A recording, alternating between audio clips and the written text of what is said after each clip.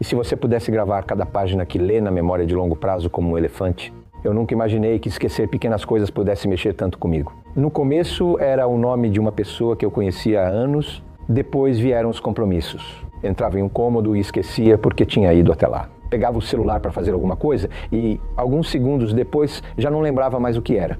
Eu comecei a acreditar que aquilo fazia parte da idade. Até assisti a uma palestra de um médico que fez uma comparação que nunca mais saiu da minha cabeça. Ele disse que os elefantes são conhecidos pela memória extraordinária não porque tenham algum dom, mas porque o cérebro deles funciona de forma altamente integrada. Naquele momento pensei, e se o problema não for simplesmente envelhecer, mas a forma como estamos estimulando o nosso cérebro ao longo da vida? Aquela pergunta me fez querer aprender mais. Passei semanas pesquisando sobre memória, aprendizado e saúde cerebral. Foi quando encontrei uma apresentação em que esse mesmo médico explicava uma abordagem voltada para um tratamento 100% natural.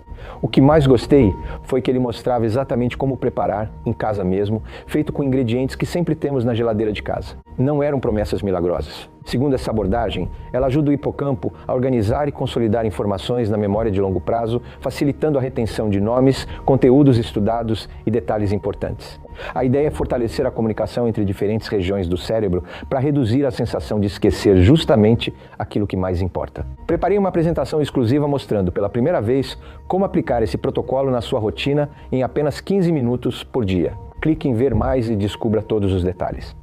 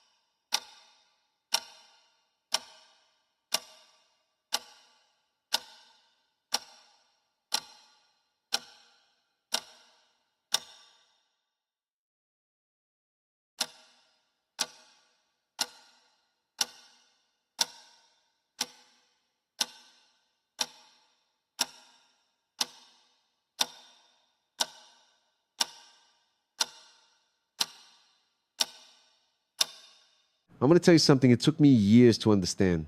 And maybe by the end of this conversation, it'll make as much sense to you as it finally made to me. For a long time in my life, I did everything right. I woke up early, I worked hard, I kept my word, I paid my bills, carried my responsibilities, did what's expected of someone who's trying to make it. On the outside, it looked like everything was in place. But on the inside, there was an emptiness I just couldn't explain. I was tired all the time. Not the kind of tired a good night's sleep fixes. It was something deeper, a tiredness of the soul. I was always chasing something, telling myself that once I reached the next goal, I'd finally feel at peace. But I'd get there, and the peace never came. What came was only the next goal. And the next. And the next. It was like climbing a staircase that never ended without ever stopping to ask if it was even the right staircase to begin with. Let me be honest with you about where I was. I had confused movement with direction. I was busy every single moment, but I wasn't going anywhere that actually mattered. I woke up reacting. I went to sleep reacting. I spent entire days putting out fires, answering to what everyone else wanted, living on autopilot.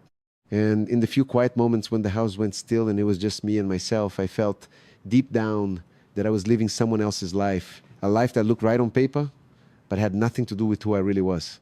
And what did I do with that discomfort? I blamed everything out there. I blamed time, which was never enough. I blamed circumstances, which were never in my favor. I blamed people who never understood. I blamed luck, which always seemed to smile on everyone but me. It was always something on the outside holding my life back. Always an external villain, always an excuse, ready to go. Until one day, something happened. It wasn't anything big. It wasn't a tragedy, and it wasn't a miracle. It was just a silence that lasted a little longer than usual. I was sitting there, alone, and out of nowhere, a question came to me, a question I'd never had the courage to ask. It was simple. If I keep going exactly as I am today, making exactly the same choices, do I actually want to end up where this path leads? And the answer, deep down, was no. A no that hurt. But an honest no, and in that same instant, a second realization hit me. And that one was the hardest to swallow. I realized that the one thing all my problems had in common was me. It wasn't the circumstances. It wasn't the people. It wasn't luck. It was the way I thought, the way I chose, the way I treated myself on the inside every single day without even noticing. That might sound like a harsh thing to realize, and it is. But it was at the same time the most freeing moment of my life.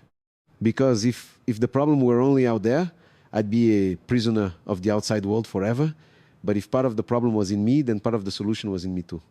And for the first time in a long time, I felt like I had some power over my own life. That was the beginning. Not of some dramatic change from the outside in, but of a quiet shift from the inside out. The first thing I changed wasn't my routine. It wasn't my job. It wasn't anything out there. It was the conversation I was having with myself. Because I noticed something frightening.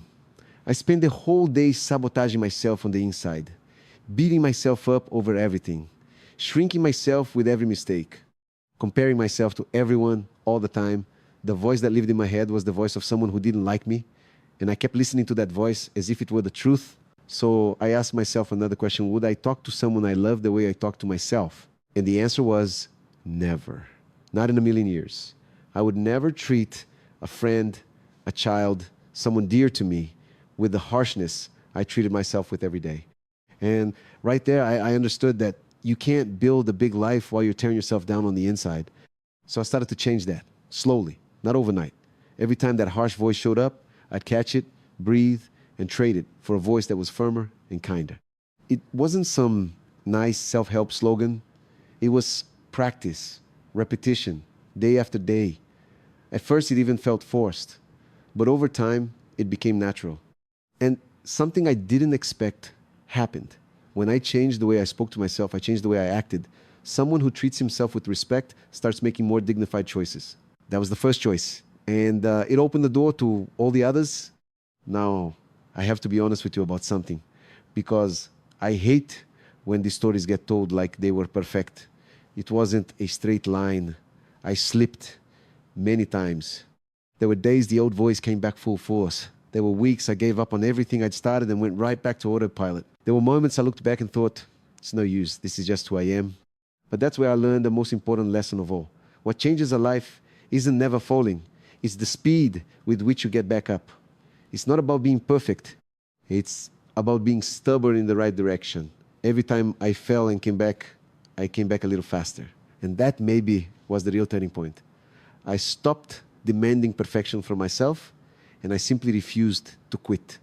The second choice was a stranger one for me. I decided to slow down. For someone addicted to being busy, stopping felt like a waste. It felt like laziness. It felt like falling behind. But I started setting aside a few minutes of my day just to be in silence. No phone, no noise, producing nothing. Just me, my breathing, and the attempt to reconnect with myself. At first, it was uncomfortable. Very. My mind screamed. My thoughts tripped over each other. That anxiety came up, the kind you feel when you think you should be doing something else. But I kept at it. And over time, in that silence, something began to settle. The waters that were always stirred up started to calm. And when the water settles, you can finally see the bottom. It was there, in that space, that I found something I had lost without even noticing. a sense of connection with something greater than me. With a purpose, I could feel pulsing behind my choices. With the wisest part of myself, the part that always knew the right way, but lived drowned out by the noise of daily life. That's when my spirituality stopped being a distant word and became something real, concrete, lived day by day. Not as a religion I followed out of obligation, but as a presence I had finally stopped to listen to. And in that reconnection, two things began to grow inside me, slowly, like roots. The first was gratitude. I used to keep my eyes glued to what was missing, always on the next achievement, on what I didn't have yet, on what others had and I didn't. So I started a simple practice. Every day I'd pause for a moment and really look at what I already had. The health, to be able to breathe, the people who were there, a roof, bread, one more day. It sounds small, but when you start to see what already exists, your whole world changes color. And here's the curious part. It wasn't my life that changed first. It was the way I was looking at it. Life came after. The second thing that grew was faith. And I'm not talking about a passive faith that waits with its arms crossed for the sky to fix everything. I'm talking about a faith that acts.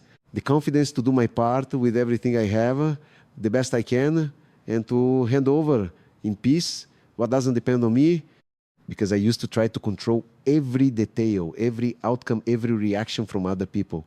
And it was eating me alive. The day I learned to let go of what I can't control and to focus my energy on what I can, it was like taking a backpack full of stones off my shoulders. And strangely enough, it was exactly when I let go of control that things began to flow. From that point on, my life became a sequence of small, repeated choices. And I want to tell you what they were, because they're available to you too right now. I chose to protect my energy. I stopped spending my time and attention on what drained me, on arguments that led nowhere, on news that only dragged me down, on demands that weren't even mine to carry. Your energy is your most valuable asset, and almost no one teaches you to protect it. I chose my company carefully.